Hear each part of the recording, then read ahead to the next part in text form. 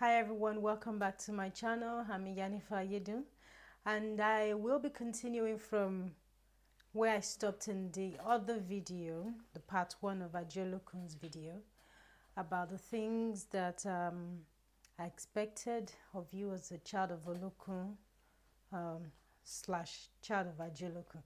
I mean, technically, once you're a Malalaje, you are directly linked to Olokun as well. So, being the parents, orisha to Aje Olokun. In some cases, you can even have an Egbe Orun in Egbe Malokun. In my case, my Egbe Orun is Egbe Malokun as well as Egbe Yalode. And then I have Olokun as an orisha. So, Aje Olokun is also one of my orishas. So, there's a lot of Olokun business going on here. Anywho, some of the things that as a child of Olokun slash Aje Olokun you're not supposed to do is shave your hair. You're not supposed to cut your hair. I've spoken about this before. I've spoken about it quite a number of times actually in my previous videos. You're not supposed to cut your hair.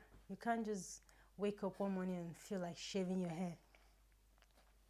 And I've mentioned as well before that if you must do any initiation, you need to ask Ifa.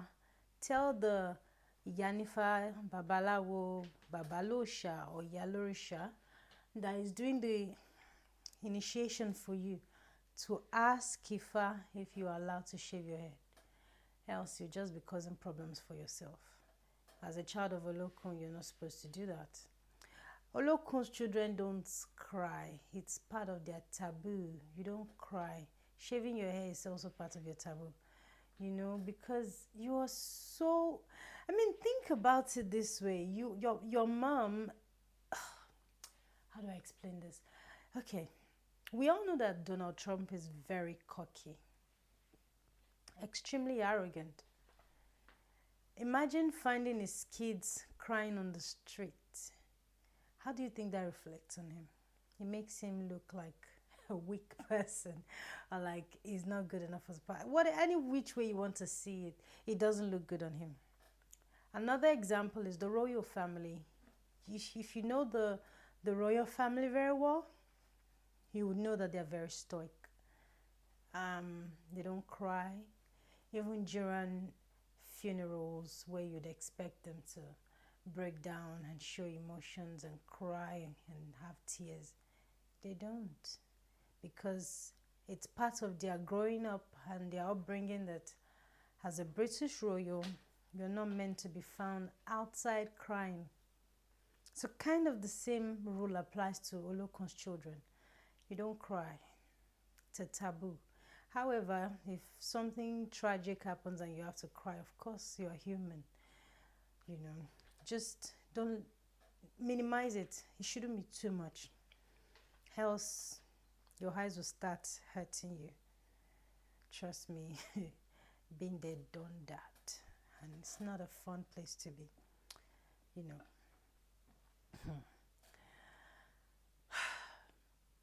One of the ways you can get strongly connected with Aje Olokun is by having,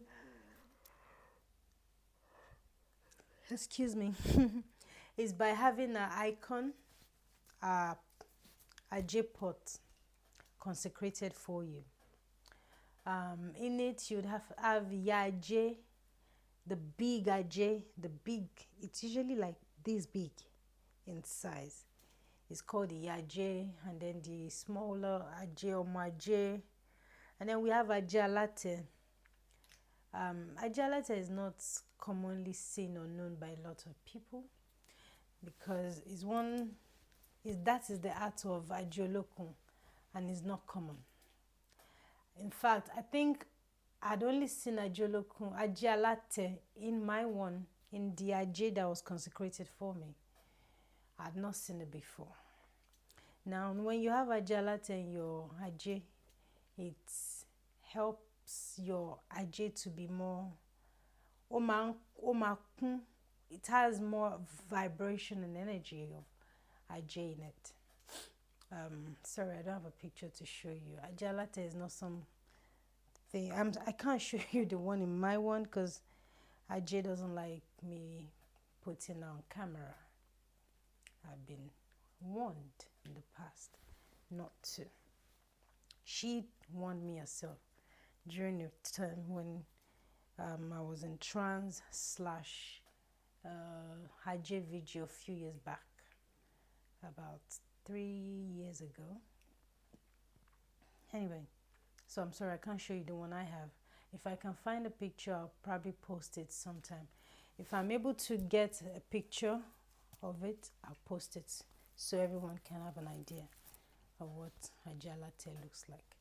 Anyway, Aje latte is very important to add to your Aje when you're consecrating. When they are consecrating it for you, because as we know, you can't initiate into Aje. Aje is not an orisha you initiate into. You consecrate it. So when you consecrate your Aje, you have to feed Aje. What are the things that Aje likes? Aje likes ogede. Aje likes ewa shosho. That's corn. Aje likes eyele funfun. Some people use the grey colored eyele, but Aje likes eyele that is white, not the grey colored pigeon. You know the pigeon? Sorry, eyele simply means pigeon, birds. So Aje loves pigeon, preferably called white dove, actually. Those are the things she likes. She loves white ram if you must give her something that has blood. She likes eye too, interestingly. Eye too is not white in color, but she likes eye too because there have been cases where I wanted to feed Aje and she would ask for eye too instead of eyele. Sometimes she would ask for eyele and eye too. You know, those are the things, amongst many things she likes. She likes efun and so on and so forth. So it is always advised to have someone who knows how to feed Aje to do it for you. There are processes, you know. And certain steps missed can make a whole lot of difference to that offering that is being given. Now, one thing I want to correct is a lot of people assume that the moment you do the consecration of Aje, you become rich overnight, automatically. I wish it was sweet like that. It doesn't work that way. Aje energy will be with you. She will give you money. She will bless you. However, it is not automatic wealth. Okay? Aje is not automatic wealth. But our vessel being around you will provide you with financial blessing as long as you look after her appropriately and not abandon the vessel. Should you not feed her, she too should be looking at you. She won't do anything. Except she feels like she would not move out of her comfort zone to try and bless you because you have not stretched forth her hand of blessing towards her. So why should she go out of her way for you? So that's how Aje rolls. Like I said, she observes a lot. Now, there are children who are born with 6 fingers. They have an extra finger here, extra toe. They are called Olugbodi Elese Mefefa, 6 toes.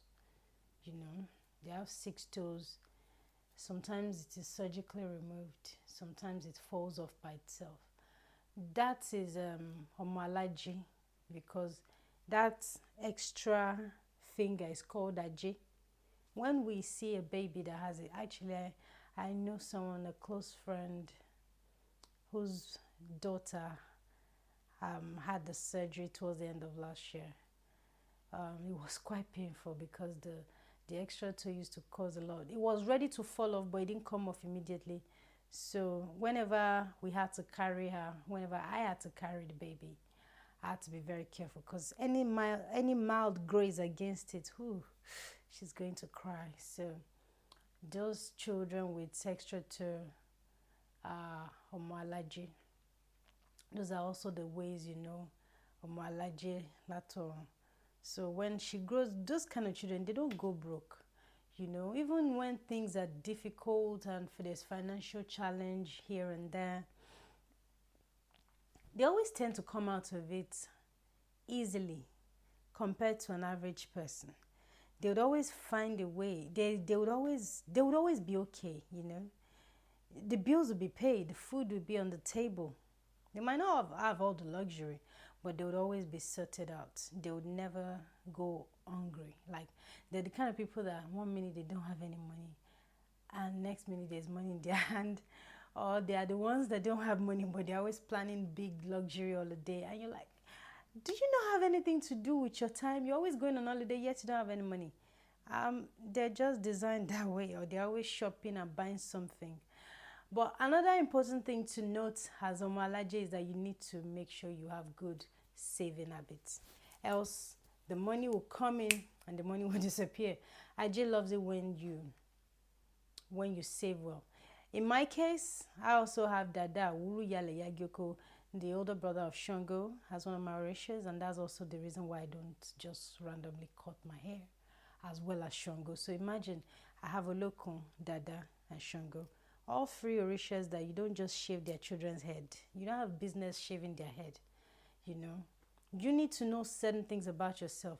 Now, not everyone who has Olokun has Shango, but I've come to know people who have Olokun and Shango. So when it came out some years back that Shango wanted me, what am I even saying? I had the dream that Shango asked me to go and get his Udo consecrated. He didn't actually insist I should initiate, but wanted me to have the Udo done. And when we divined, he first said, yes, the dream is just as exactly as if our Shango desires.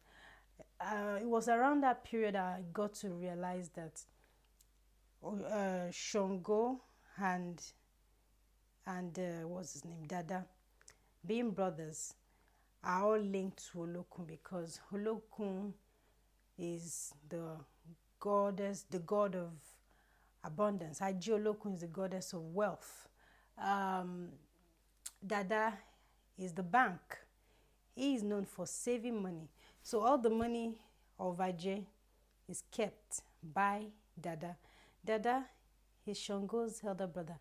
And that's why Yoruba say, Dada Oleja, Ola brought Oleja, because Dada is very calm. He's not known for jagidi jagon, fighting and all that. But Shango, on the other hand, is a warrior. And he's never tired. He's always ready to go to war. So,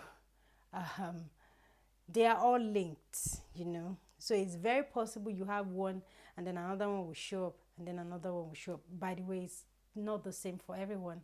Not every single person who has this one mandatorily has to have the other. But don't be surprised if it does happen. Another orisha that can be linked to Olokun is Osos, which some people call Ochosi and some call Ososi. But I prefer Ochosi and Osos as the way his name is said. So he's another orisha connected with Ogun, but also connected to Olokun, you know. There are so many orishas that are very, very linked and interwoven. Right.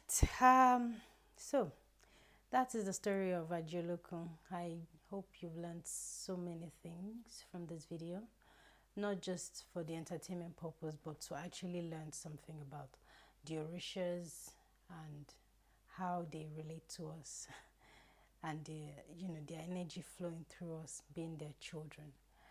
I'm going to love you and leave you, and have a beautiful one.